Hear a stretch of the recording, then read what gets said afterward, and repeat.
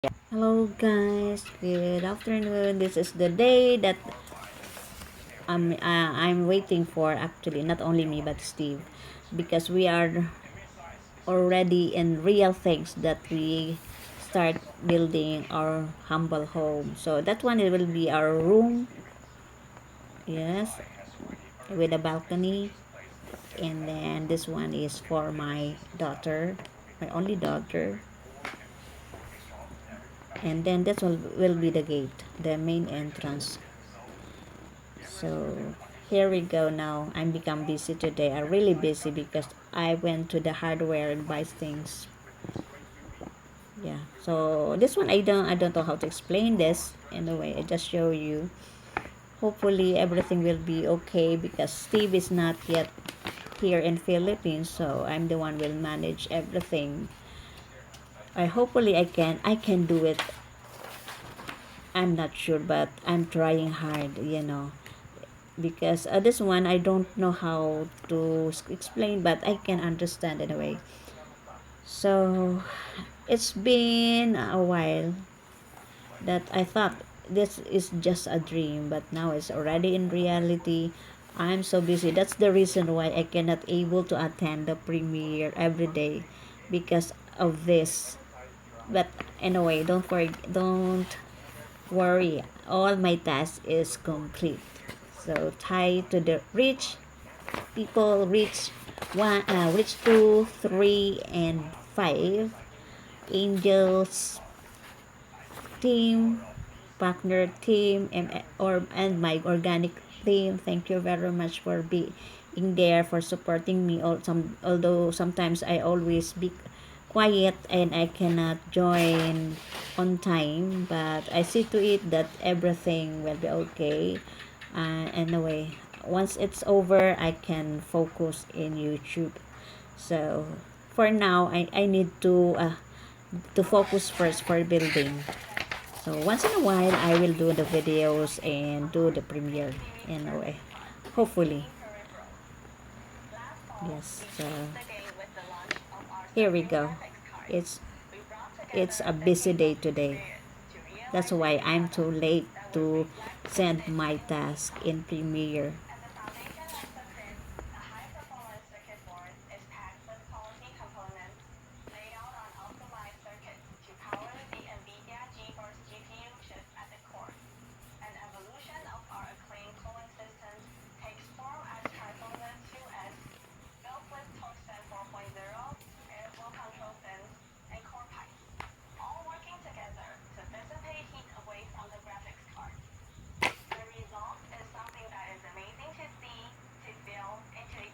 Two hours later.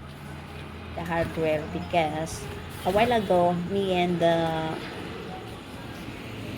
what you call this, the foreman just talk about this, that the advantage of having this cut off. So he said if you want, you can buy this so that we can work it more fast, because normally here in Philippines they don't have this kind of tools.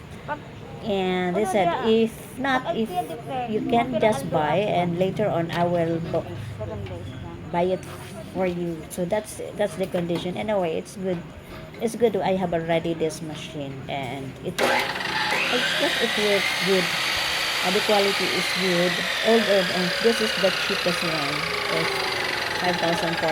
The rest is 15,000, 9,800. So I told them I want the cheapest one Tapos, magkano because I'm not working with a heavy duty for have building a lot of house. I just have a small house. Magkano So yan? Ganun pala? this is the most important thing for me, that the builder can work fast so that they can finish our home Ay, amo yan. uh, Ano as yan? fast as Kanya-kanyang they size can. o... And so let's see, just having a trials with that, and yeah, pero it's sa good. tuyan, pwede yan Yeah, any sizes? and it's Ano rin? Pwede pa daw kung ano. working good. Kabali, saka na ako mag-extra. Tadi man tulos gadan mo ako ano eh. Di man tol sa tumami ko ma pis-pis na eh. Kapis-pis. Maban-ban pa na ito tayo mo pis-pis. Pabayad ko. Una iya, pwede... application card, pwede to sa iba-ibang size o amo na talaga din? Pag ma'am yung sinasunod na size. Ah, Sa comment kakulo kaya ma'am, di kaya. baka mag-suot ako. Oo. Pero normally 14 tapos ano pa, dana? Dana. Amo sa talaga yan. Ay, amo din no. Pakita ko kanina. Ano ito presyo? Ayan. Okay. Guys.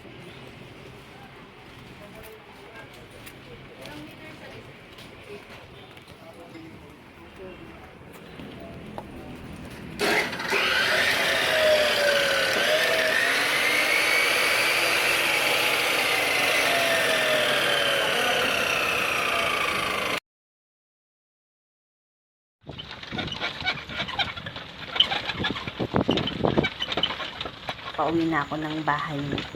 Nagpa-check lang ako. Actually, ito yung pinakamurang transportation dito sa Pilipinas. Yung padjak. Pero wala na gaanong padjak ngayon. Yung madalas tricycle na. Kaya lang, since malapit lang naman ako, kaya nagpadjak ako para makauwi.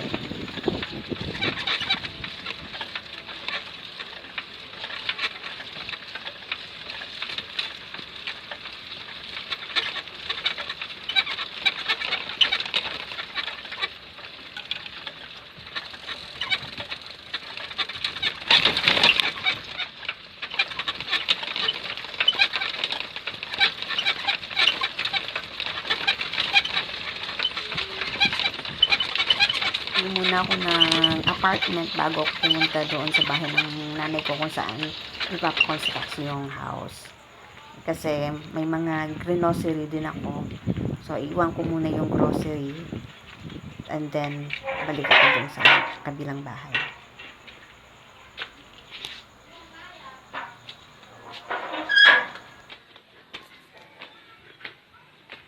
Ay, init.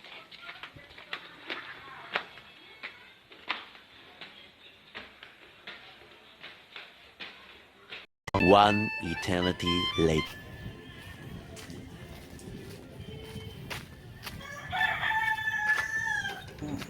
Bahay. So, actually, mabilis yung mga trabahador. Ayos naman. Sana ganun sila on the second day, third day, or fourth day. So far, maigi na. Actually, pang top 2 na sila. Kasi yung first, bali, meron akong kinuntratang builder na siya na bahala pati yung sa paglakad ng papers. Pero inabot ng 7 months. Kaya, na-disappoint ako. So, hindi ko na siya yung pinatuloy. Kinuha ko na yung mga documents. And then, may second naman, recommended ng mga kapitbahay ko na sabi niya mag-okay daw. Tapos, hindi mahal magsingil yung mga labor. Maayos na, saka maayos ang trabaho. Kaya lang, napag-usapan na namin, meron na kaming close deal kung magkano yung salary. After a week, nagbago sila, nagdagdag ng 100 pesos. So, na-turn off ako, hindi ko na itinuloy. Kaya, ang ginawa ko, tumawag ako dun sa aking architect kung meron siyang i-recommended. So, ito nga sila, mga kababayan ko sa Buhi, Camarines Sur. Kasi medyo mas, mas relax ako pag sila yung magtatrabaho, yung mga, sa lugar na kung saan ako pinanganak. So far, iyan pa lang yung ginagawa nila for the day. At medyo umulan ng napakalakas pakatapos niyan. So, bukas, titingnan ko, i-video ko ulit kung ano na yung magiging work nila kinabukasan. Titingnan natin. So, ito yun. And, siya nga pala, dito na rin yung aking machine. Dinala ko, mamaya isa-sample nila.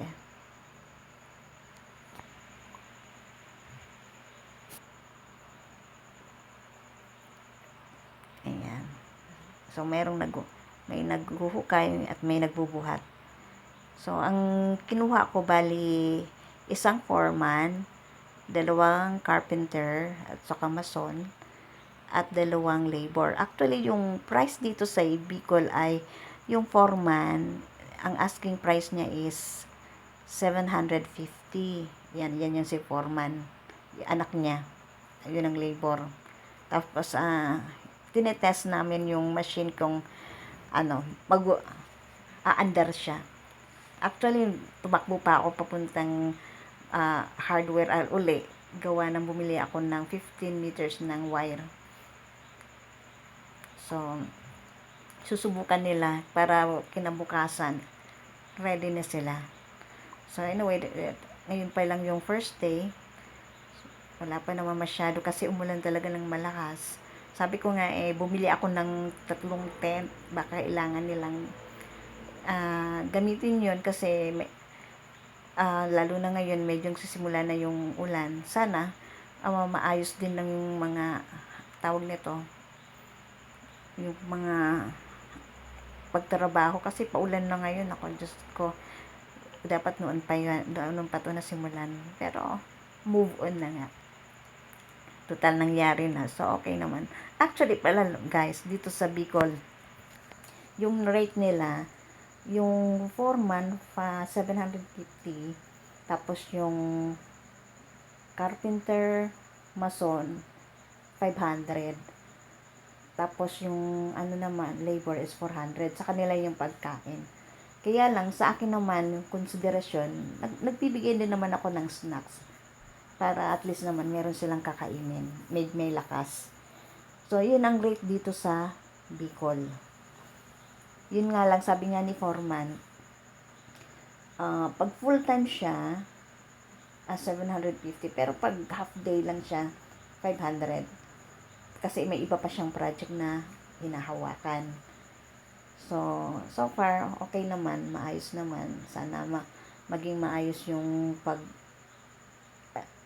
patayo ng bahay, magiging smooth, although medyo magastos nga pala. Ang daming kailangan dahil yung steel ngayon napakamahal. Actually nagmahal ng 100 pesos.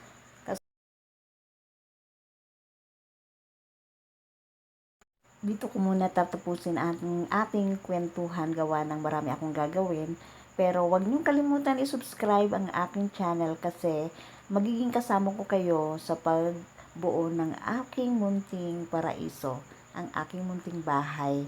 So, abangan nyo, parating yung subaybayan, at syempre, huwag nyo kalimutan yung bell para meron kayong update sa mga susunod na video na ipapalabas ko sa building construction. Thank you. Have a good day.